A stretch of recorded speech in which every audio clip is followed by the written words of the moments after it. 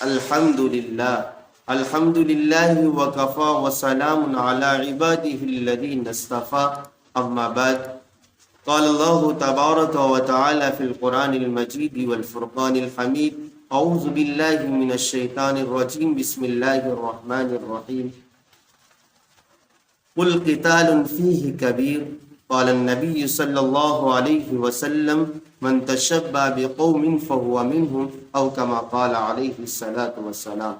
محترم بزرگوں اور دوستوں، اللہ تبارک و تعالی نے تمام مخلوق کو پیدا کیا ہے اور اللہ تبارک و تعالی کی عبادت کے لیے پیدا کیا ہے، جیسا ایک جگہ پر قرآن کریم کے اندر ارشاد فرمایا وَمَا خَلَقْتُ الْجِنَّ وَالْإِنسَ إِلَّا لِيَعْبُدُونَ، اے نبی جی فرما دیجئے انسان و جناتوں سے کہ صرف اور صرف میری عبادت کریں۔ لیکن اللہ تبارک و تعالی نے بہت ساری چیزوں کو انسان کا خادم بنا دیا ہے، انسان کے لیے مسخر کر دیا ہے، ان کا تعلق انسان سے ہے۔ جیسے دن اور رات کا آنا، اس سے بھی فائدہ انسان اٹھاتا ہے، جانوروں سے بھی فائدہ انسان اٹھاتا ہے، اور بعض چیزوں کو اللہ تبارک و تعالی نے ایک انعام کے طور پر دی ہے۔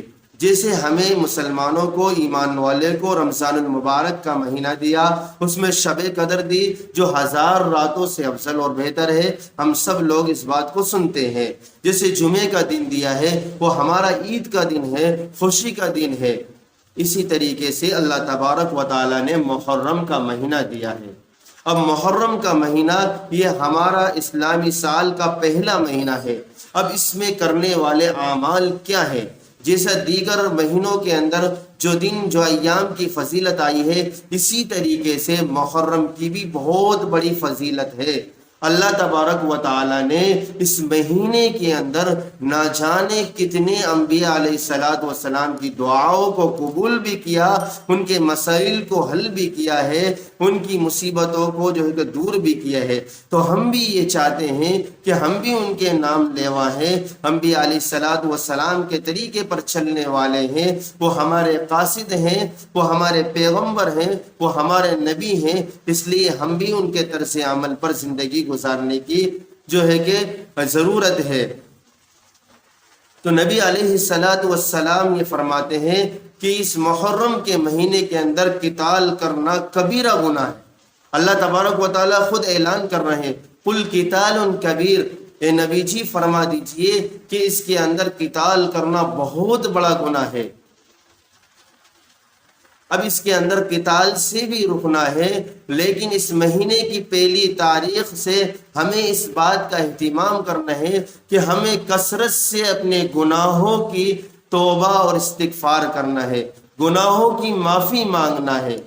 دوسری چیز، اس مہینے کے اندر ہمیں حضرت حسین رضی اللہ تعالیٰ عنہ اور دیگر صحابہ کرام جو اس مہینے کے اندر جام شہادت پائی ہے، جو شہید ہوئے ہیں اللہ کے راستے میں، ان کے اوپر ایصال ثواب کرنا ہے۔ رسمی طور پر نہیں بلکہ انفرادی طور کے اوپر جو ہے کہ ایصال ثواب کریں، قرآن کریم کو پڑھیں اور اللہ تبارک و تعالیٰ کی بارگاہ میں دعا کریں کہ اللہ ان شہداء کے درجات کو بلند کر دے۔ اور اس مہینے میں کرنے والے اعمال یہ ہیں کہ ہمارے نبی صلی اللہ علیہ وسلم فرماتے ہیں کہ اس مہینے کی 9ویں یا 10ویں یا 11ویں تاریخ کو جو شخص بھی روزہ رکھے گا، اللہ تبارک و تعالی اس کی پوری سال کے گناہ معاف کر دے گا، پچھلی سال کے پورے گناہ معاف کر دے گا۔ نبی علیہ الصلوۃ والسلام یہ بھی فرماتے ہیں کہ جو شخص اس مہینے کی پہلی تاریخ سے ہی اگر ایک دن کا روزہ رکھے گا تو اس کو 1 مہینے کے روزے کے برابر ثواب ملے گا۔ آپ اس مہینے سے جو ہے کہ فائدہ اٹھائیں اور اس مہینے کے اندر زیادہ سے زیادہ اللہ تبارک و تعالی کی طرف رجوع کریں تاکہ اللہ تبارک و تعالی ہم سے راضی ہو جاوے اور تمام دنیا کے حالات کو بدل دے۔ اس لیے خصوصاً جو ہے کہ اپنی ذات کے لیے دعا کرے اور عموماً ساری امت کے لیے اللہ تبارک و تعالیٰ کی بارگاہ میں خوب رو رو کر دعا کرے کہ اللہ جو امت تجھ سے ہٹ کر گیروں کی طرف چلی گئی ہے، رسم و رواج کی طرف چلی گئی ہے، اللہ تجھے چھوڑ کر تجھے ناراض کر جو ہے کہ بدعات کے اندر لگ گئی ہے۔ اللہ تعالیٰ ان سب سے جو ہے کہ اس امت کی حفاظت فرمائے۔ ایسی دعائیں ہم اللہ تبارک و تعالیٰ کے دربار میں کریں۔ اللہ تبارک و تعالیٰ مجھے بھی اور تمام سامعین و ناظرین کو عمل کرنے کی توفیق عطا فرمائے۔